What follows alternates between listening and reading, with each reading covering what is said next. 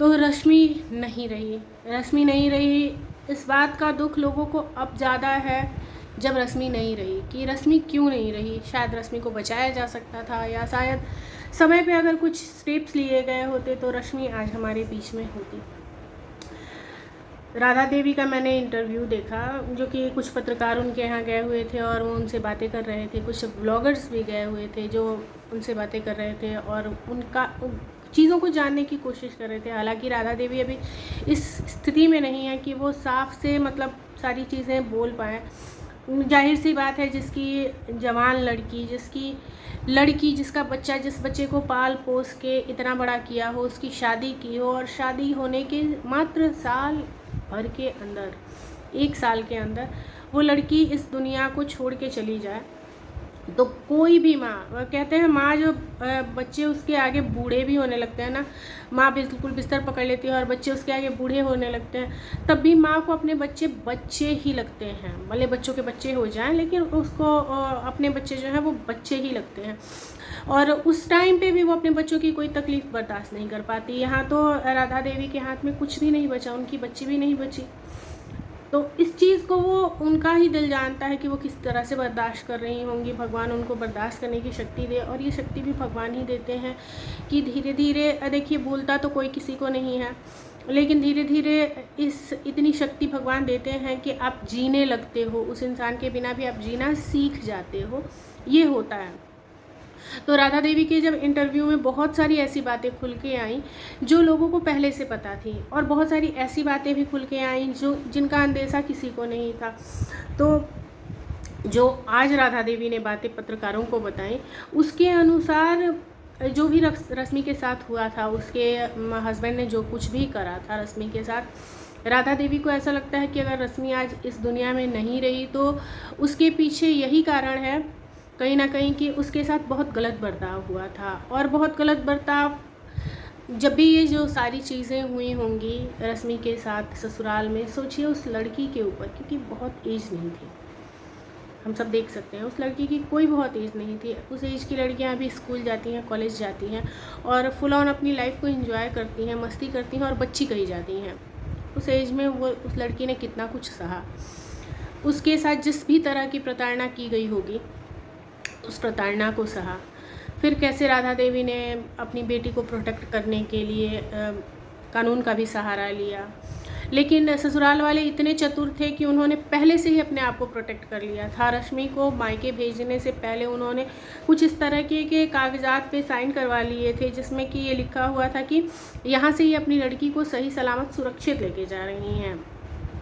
जबकि जो भी उसके साथ मारपीट या इस तरह का जो भी चीज़ें होने वाली थी वो पहले ही हो चुकी थी, और उसको इतने भयंकर, इतनी बुरी तरीके से मारा गया था कि जो उसकी इंटरनल इंजरीज़ थी, उन इंजरीज़ की वजह से उसके जो नसें होती हैं, ब्रेन की नसें, उसकी नसें सूज गई थी, उनमें स्वेलिंग आ गई थी। और नसों में स्वेलिंग आने की वजह से हुआ क्या था कि रश्मि की जो रोशनी है, आँखों की जो रोशनी है, वो चली सी गई थी और रश्मि काफ़ी वीक हो गई थी, पैरालिसिस हो गया था। क्योंकि हमारी नसें जो हैं, हमारे ब्रेन की नसें जो हैं वो पूरी बॉडी से कनेक्ट होती हैं, और जब ब्रेन की नसों में ही कोई दिक्कत हो जाए तो पूरी बॉडी में दिक्कत होना बिल्कुल नेचुरल चीज़ है, वो होगी ही होगी। क्योंकि जब आपके नसें आपके पूरे बॉडी में ब्लड के फ़्लो को ले जा रही हैं और उनमें ही प्रॉब्लम है, तो पैरालिसिस का होना बिल्कुल सिंपल सी चीज़ है। तो रश्मि को पैरालिसिस हुआ, उसके बाद उसकी आंखों की रोशनी चली गई।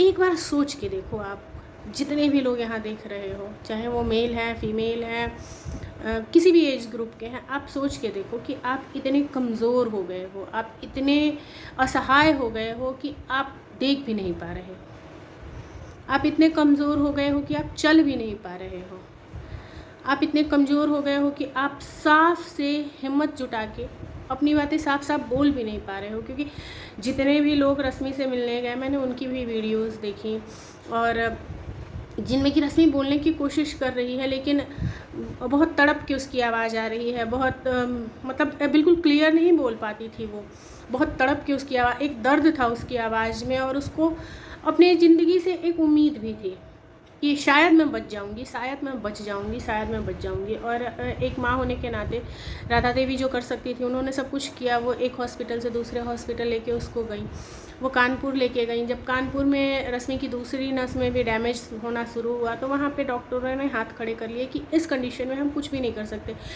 क्योंकि ब्रेन हैमरेज हो चुका था उस टाइम तक रश्मि को।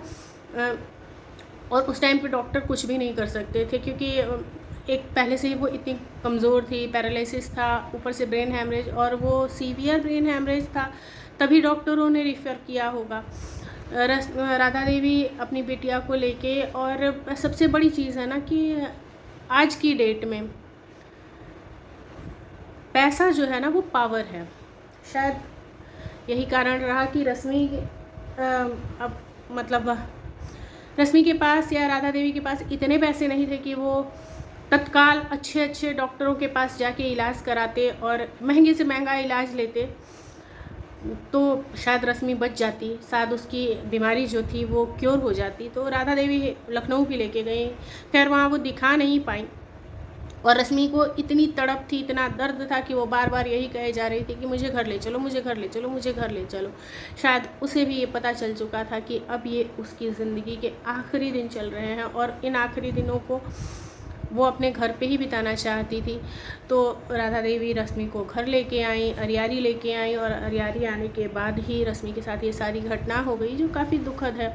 यहाँ मैं जितने भी लोग इस वीडियो को देख रहे हैं, मैं उन सब से एक सवाल पूछना चाहूँगी, क्या इस सभ्य समाज में इस तरह का दाम्पत्य जीवन होना, जिसमें कि